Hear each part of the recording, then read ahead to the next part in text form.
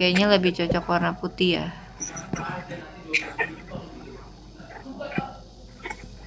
Kita ganti dulu fontnya.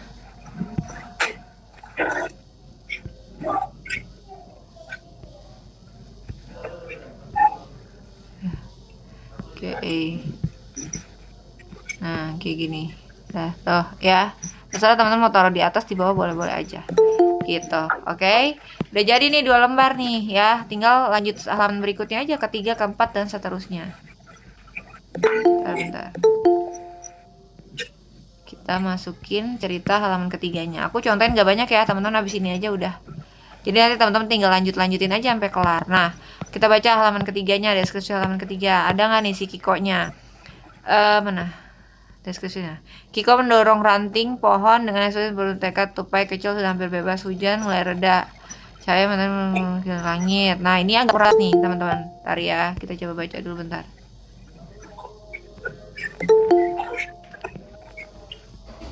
Bentar ya. Kiko menutup matanya menarik tambah.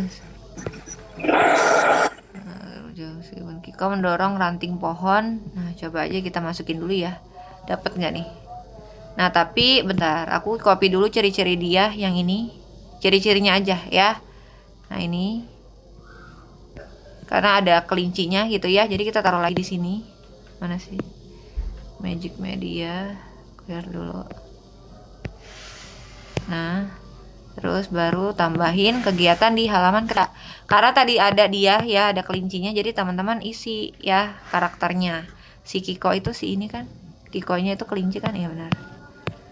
Halaman ketiga.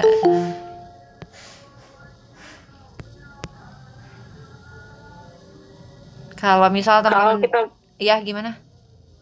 Kalau kita buat dongeng di flipbook bisa ya? Kalau flipbook itu buat preview aja teman-teman gitu, biar kalau teman-teman bisa ngeliat tuh kalau jadi buku dongeng kayak gimana. Cuman kalau dijual tetap jadi PDF gitu. Itu cuman buat preview atau teman-teman bikin konten gitu, bisa pakai itu.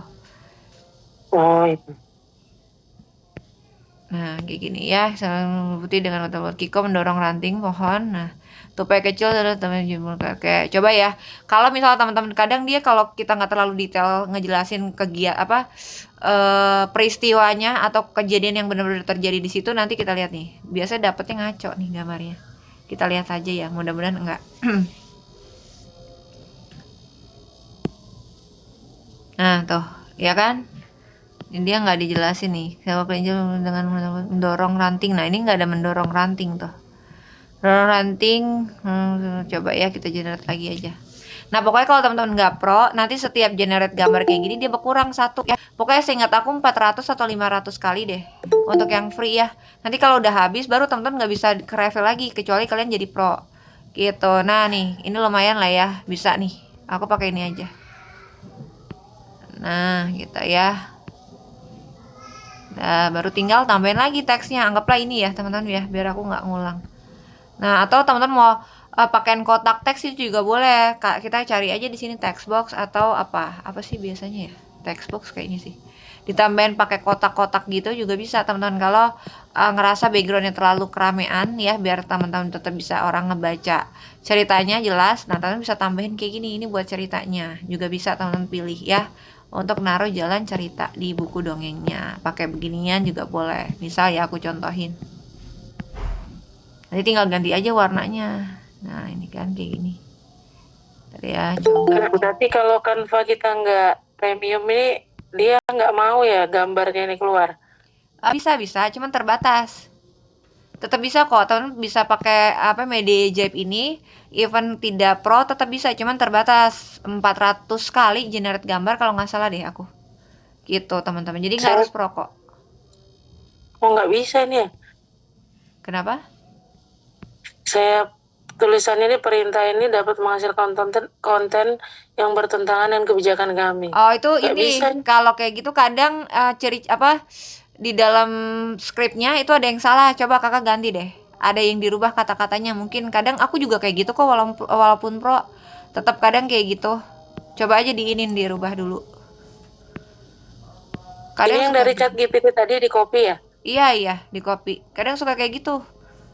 Aku juga masih sering suka kayak gitu tuh. Kayak gini ya teman-teman, kalau kalian mau pakai kotak teks kayak gini juga boleh nih, biar kelihatan lebih rapi atau tulisannya lebih jelas aja. Nanti tinggal kalau mau diwarnain warna apa ya diganti aja nih. Warna kuning kah, hijau gitu ya tuh. Kalau hijau kayaknya agak nyaru ya. Ini kali.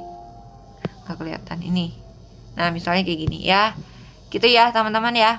Nah, nanti untuk judulnya ya teman-teman tinggal masukin judul, tinggal kasih teks yang gede aja, judul udah selesai, seperti itu aja. Gampang ya, jadi biar kita nggak terlalu lama juga.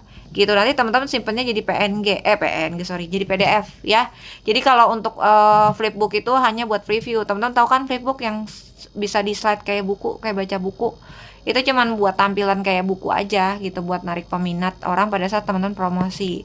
Tapi kalau kita jualinnya tetap slide ke bawah begini, dia terima filenya tetap jadi PDF seperti ini gitu ya teman-teman ya. Untuk bikin buku dongengnya ada pertanyaan dulu nggak sebelum aku lanjut? Kak, boleh tanya, Boleh, silakan. kalau misalnya selain bikin dongeng ini, produk digital itu ada apa aja gitu Kak? Maksudnya selain WhatsApp, WhatsApp ataupun yang lainnya. Oke, nentuin produk gitu maksudnya ya?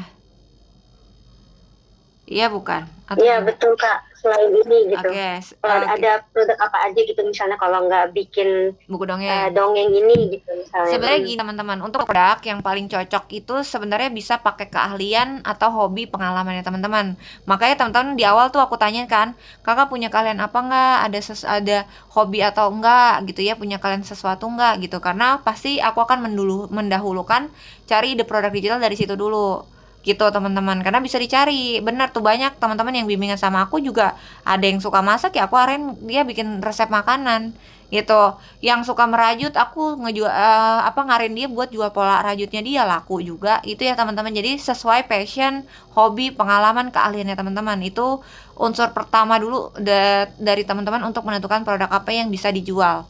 Kalau dari situ nggak ada kak, aku ibu rumah tangga doang gitu ya, nggak punya kalian apa-apa, maksudnya udah aku mau sama kayak kakak aja misalnya gitu ya, kata-kata temen misalkan kayak gitu.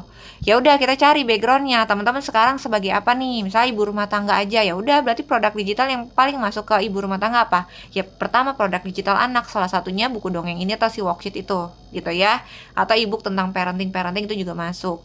Atau teman-teman juga berkemungkinan jualan resep kok kalau untuk ibu-ibu rumah tangga, atau template keuangan tuh paling masuk tuh gitu ya. Jadi teman-teman bisa jual sesuai background atau pekerjaannya teman-teman jika tidak memiliki keahlian di bidang tertentu, atau ya nggak tahu mau jual apa gitu. Paling teman-teman aku ngarahinnya ke situ dan seperti itu gitu. Kalau memang udah mentok ya udah, kita tinggal tergantung teman-teman mau jual produk digital apa, sama kayak aku aja gitu misalnya. Kan biasa teman-teman paling sering ya udah aku ikutin kakak dulu lah sambil berjalan gitu ya, nggak apa-apa juga.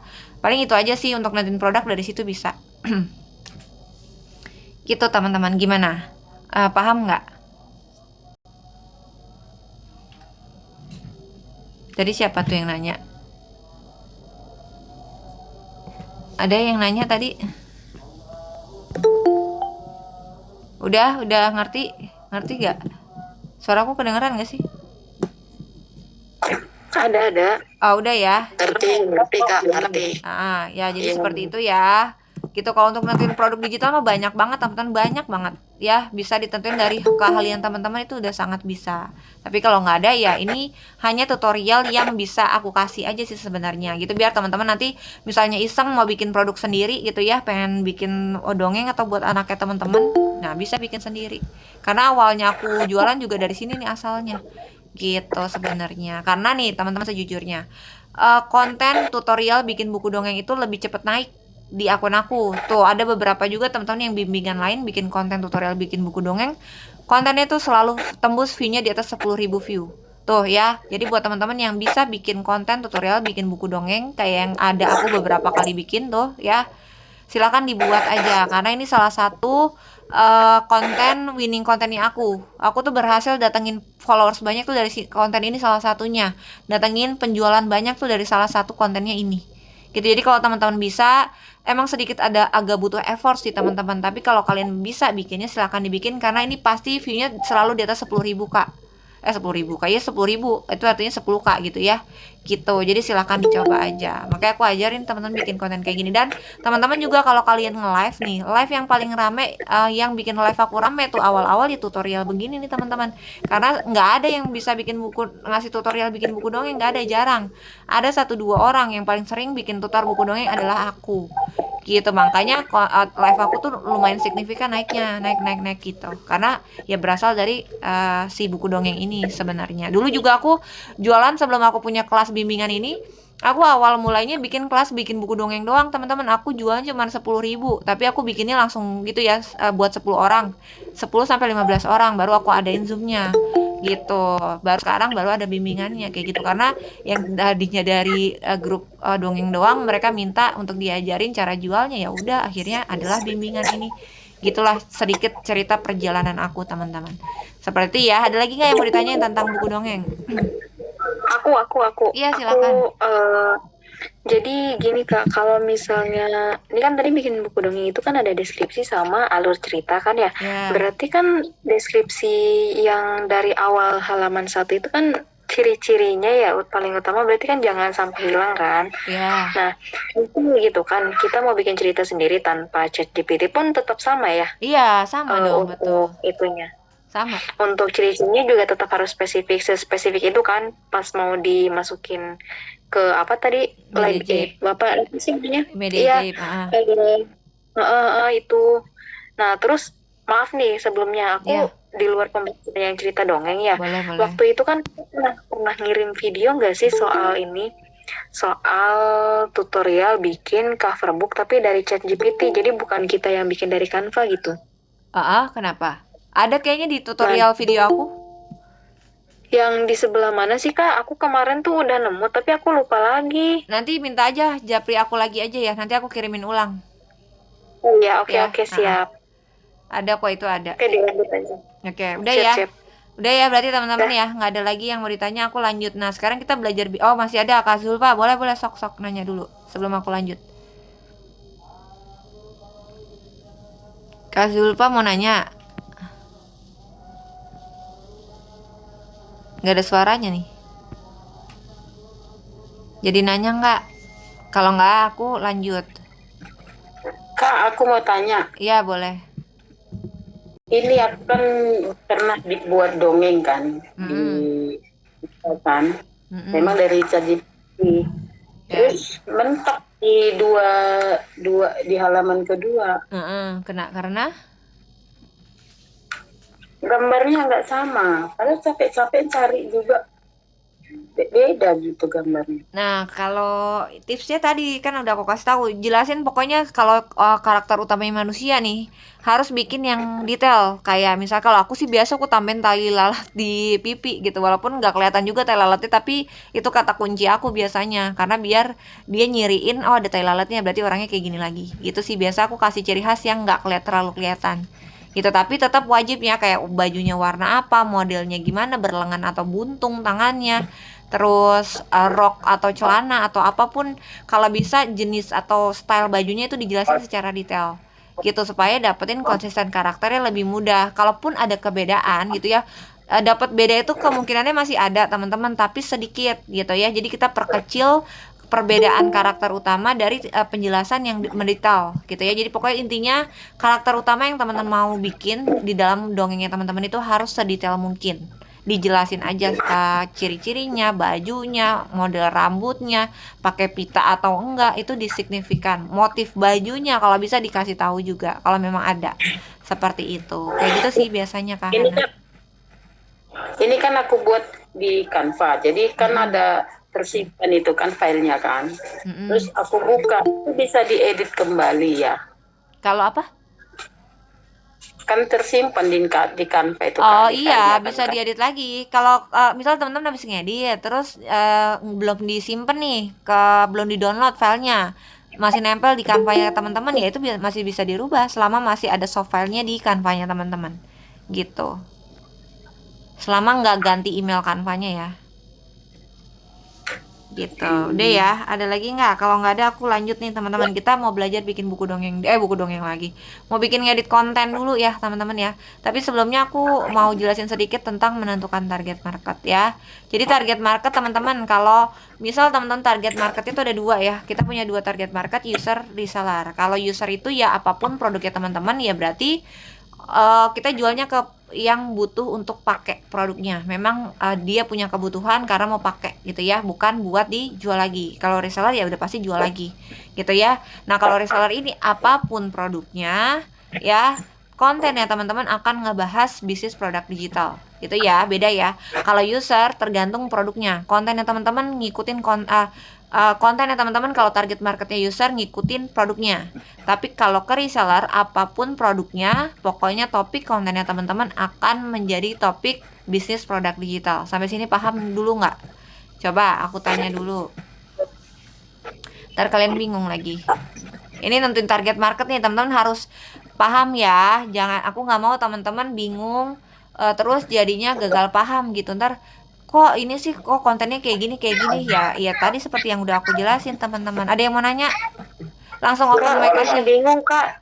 Mohon maaf Kak, gimana tadi Oke, maksudnya? masih bingung gini. Kita punya dua target market nih teman-teman. Misalnya kita mau jual produk digital, ada dua target market yang wajib teman-teman pilih. Makanya kan suka aku kasih tanyain ya, teman kakak target marketnya mau kemana nih? Mau user atau ke reseller?